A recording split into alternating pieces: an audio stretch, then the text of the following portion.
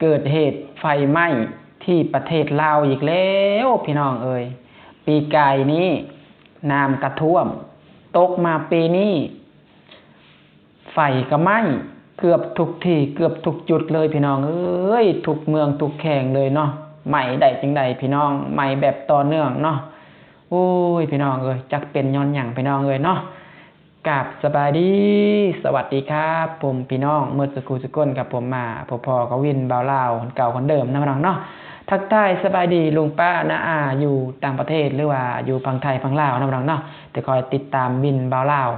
มื้อนี้บ่าววินก็มีเรื่องเล่าที่อยากมานำเสนอให้พ่อแม่พี่น้องเฮาได้เห็นน้ำกันพี่น้องก็คือแบบได้ฟังน้ำกันก็คือล่าสุดนะครับพี่น้องเกิดเหตุไฟไหม้อยู่ที่ประเทศลาวพี่น้องเอ้ยไฟไหม้เฮือนประชาชนพี่น้องเอ้ยบ่ฮู้ว่าตอนนี้ชะตากรรมพี่น้องของลาวเฮาตอนนี้เนาะแบบว่าดับไฟได้หรือยังหรือว่ามีรถดับเพลิงมาดับหรือยังเนาะพี่น้องหรือว่าเอาทันหรือว่ายังเอาบ่ทันหรือว่าไฟยังลุกต่อเนื่องบ่หรือว่าดับไฟได้แล้วเนาะตอนนี้ก็ยังบ่ทันได้ทราบยังบ่ทันได้ฮู้สาเหตุเถื่อเนาะพี่น้องเนาะก็แบบว่าบ่อยากให้มันเกิดขึ้นเนาะพี่น้องเนาะเหตุแบบนี้นะเรื่องราวแบบนี้บ่มีไผที่แบบว่าอยากให้มันเกิดขึ้นแต่ว่าเฮามาคิดเบิ่งมันเป็นย้อนหยังพี่น้องเอ้ยปีก่อนนี่ก็น้ำท่วมประเทศลาวเฮาเนาะพี่น้องเนาะพอตกมาปีนี้ไฟก็ไหม้เกือบทุกแห่งเกือบทุกเมืองเลยได้พี่น้องเอ้ยมันเป็นย้อนหยังเด้พี่น้องเอ้ยผู้ใดฮู้เนี่ยพี่น้องเอ้ย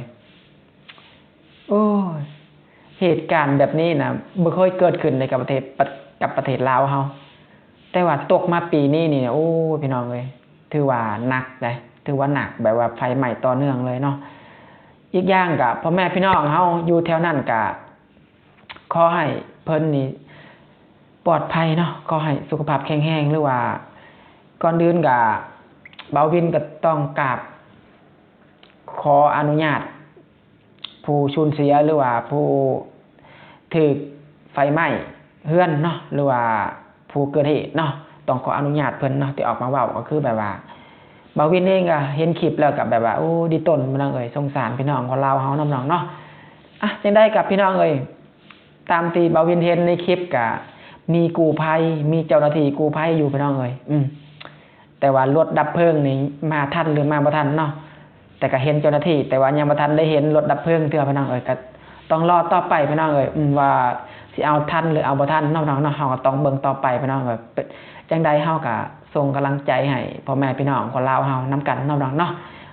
อย่าปะอย่าถิ่มกันพี่น้องเอ้ยเบิ่งแย่งกันเนาะถ้าเฮาบ่เบิ่งแย่งกันตอนนี้เฮาสิเบิ่งแย่งกันตอนใดพี่น้องเอ้ยตอนมันเกิดเหตุขึ้นมาเฮาต้องเบิ่งแย่งกันดีๆพี่น้องเอ้ยต้องให้กำลังใจกันน้องเนาะบ่ต้องมาซ้ำเติมกันเฮาควรให้กำลังใจกันพี่น้องเอ้ยจังได๋ก็เป็นกำลังใจให้พ่อแม่พี่น้องเนาะที่บ้านไกลเฮือนเคียงหรือว่าอยู่บริเวณนั้นเนาะที่กำลังคนของหนีเนาะน้องเนาะบางคนก็อพยพเอาของได้ก็ทันเนาะบางคนก็เอาบ่ทันก็ถูกไฟนี่ไหม้หมดพี่น้องจนบ่เหลือหยังพี่น้องเอ้ยเว้าง่ายๆแบบว่าบ่เหลือหยังแหละไฟไหม้แรงขนาดนั้นเนาะลุกแรงขนาดนั้นแล้วก็เสียงดังตุ้มต่ำพี่น้องบ่ฮู้ว่าระเบิดหรือบ่ฮู้ว่าเป็นสายไฟบ่สายไฟมันมัดกันบ่พี่น้องแบบว่าเสียงระเบิดแบบตุ้มต่ำเลยนะพี่น้องว่าเห็นตามคลิปบ่าววินเห็นแล้วก็โอ้เป็นตาย่านแฮงพี่น้องเอ้ยเนาะพี่น้องผู้ใดก็ฮู้ในคลิปนี้นะแบบว่าผู้ใดคิดเห็นในคลิปนี้ก็ให้พ่อแม่พี่น้องเฮาคอมเมนต์เข้ามาเนาะใน2วินบ่าวลาวน้องๆเนาะเข้ามาเม่นออกความคิดเห็นซอยๆกันพี่น้องมันเป็นหยังมันเกิดสาเหตุหยังเป็นหยังตกมาปีนี้ประเทศลาวเฮาต้องมาเจอกับไฟไหม้แบบว่าหนักหน่วงแท้ๆแบบต่อเนื่องแท้ๆพี่น้องเอ้ยมันเป็นย้อนสาเหตุหยังน้องๆเนาะปีกายนี่ก็น้ำท่วมตกมาปีนี้ไฟไหม้เนาะพี่น้องบ่าววินก็มีคลิปให้พ่อแม่พี่น้องได้รับชมอยู่เนาะเดี๋ยวเฮาก่อนจะไปรับชมบ่าววินขอฝากพี่ฝากน้องกดไลค์หรือว่ากดแชร์เป็นกำลังใจให้วินบ่าวลาวได้เฮ็ดคลิปต่อไปนะพี่น้องเนาะพี่น้องไปเบิ่งคลิปนำกันพี่น้อง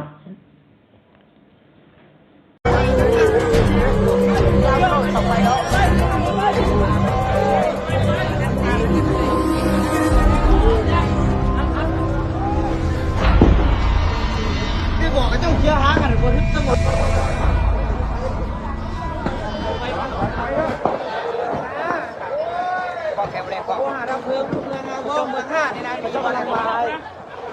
าห้องเขาเหรอตัวเขามาก่อนตัวลงเอาแม่ลงมาเลยนะมาแล้วใส่แค่ไหนไม่ทำเลยคุยน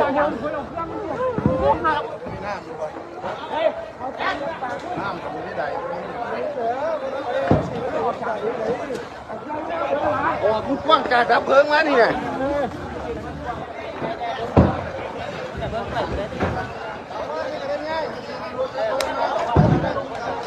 อยู่บ้านทพาเดินเจ้า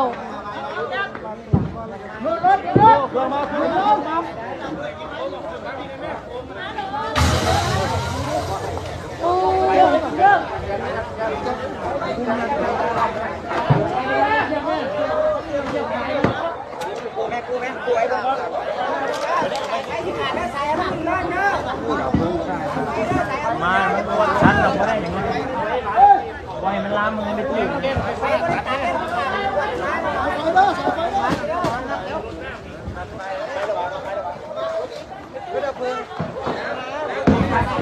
ไฟระดับเฮงเลย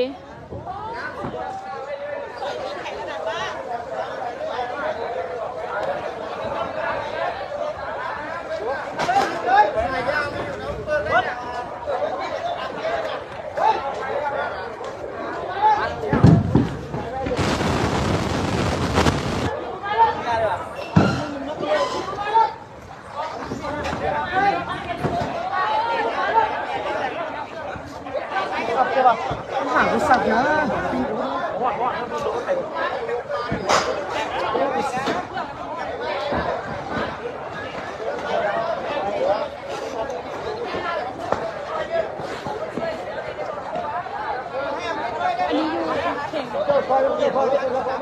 ไอ้ใส่หัวกูสักแล้วมันลงนี่โอ้เอาเก็บไว้มาเลย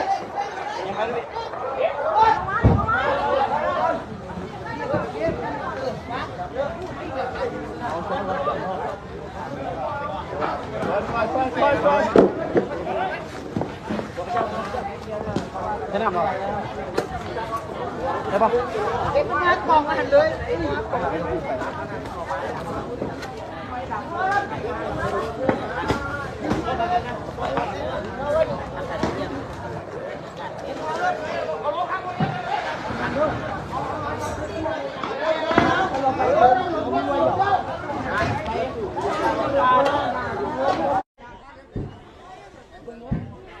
อยู่บ้านทพาเดินเจ้า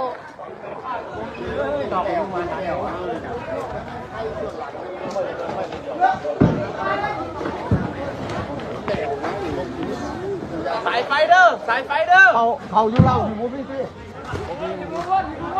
บางสายไฟเด้อบางสายไฟเด้อต้องตอกกันเด้อเอารถโต๊ะเอาเนี่ยไฟตัดแล้วป่ะบ่แล้วตัดไปไอ้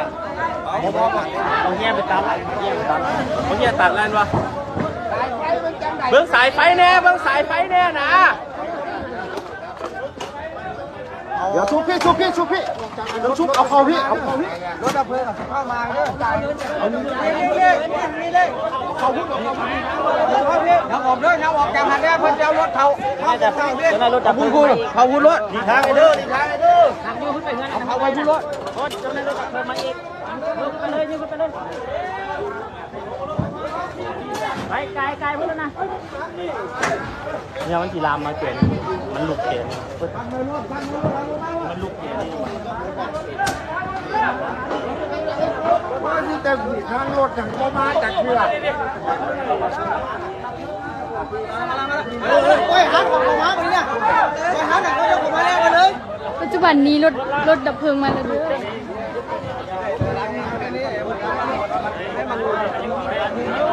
เอาพี่เลยเอาดับเพลิงมาแล้วดับเพลิงมาแล้วมาแล้วหลีกทางเพื่อนเด้อหลีกทางเพื่อนเด้อ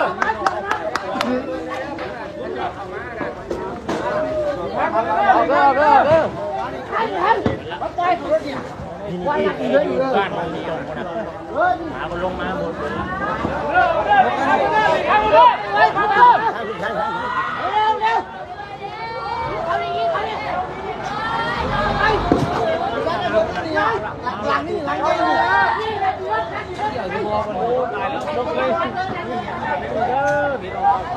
เ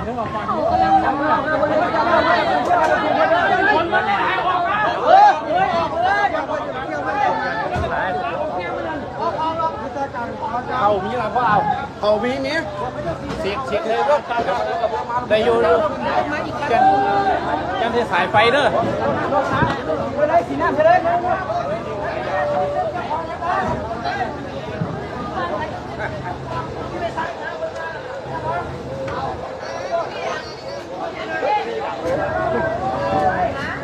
เบียร์อยู่ท้องเดียวเอาไปมันไปอย่างไรกันหมดเลย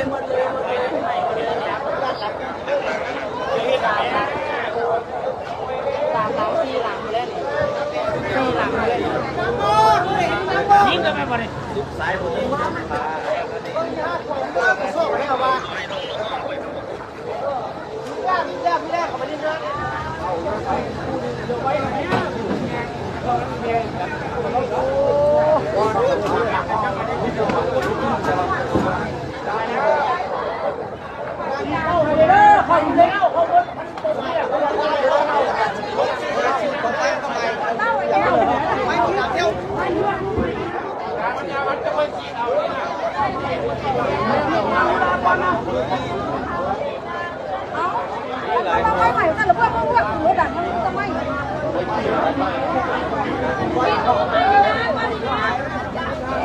แล้วกันแล้วใหม่ไม่งานตามหลัง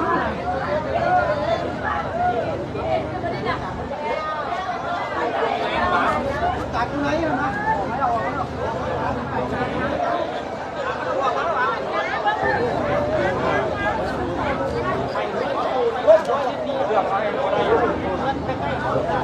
ก็ได้ล้างมันตู้มันบ่น่ะไปเอาที่เราไปหอบลงเอาคนอยากลงเนี่ยไปตู้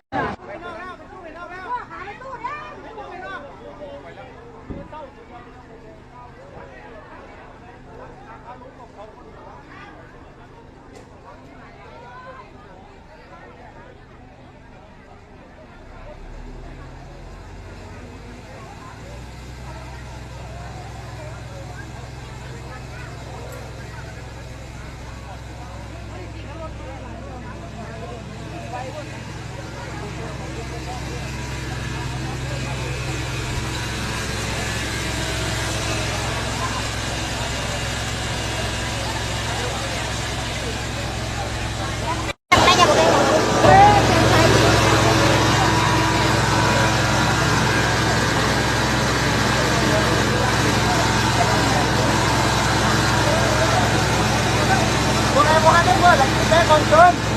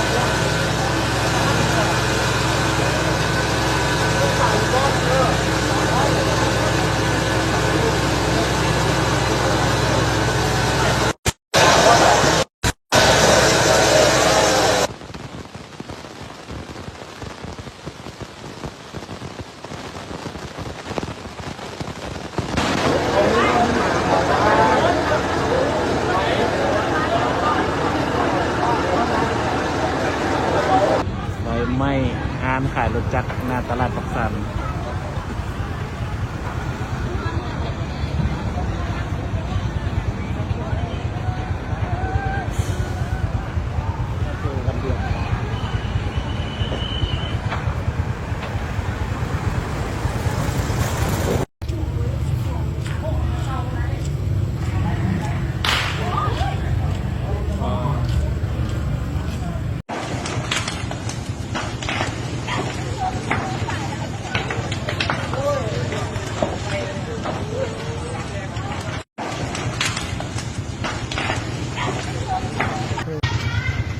ห้างเขาวเปียกภาษาเนี่ยห้างเขาวเปียกภาษาโอ้โคตรฮ้อนเลย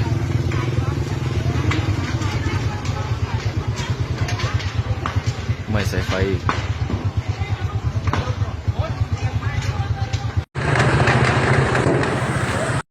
กำลังว่าที่ใส่หมักเผ็ดโอ้ยไฟใหม่กระเปียกผาไฟ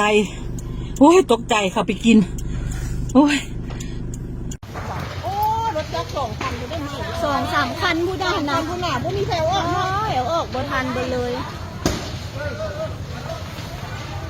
อ้ายลามแท้ๆรถดับเพลิงแต่ยังบ่มาป่านนี้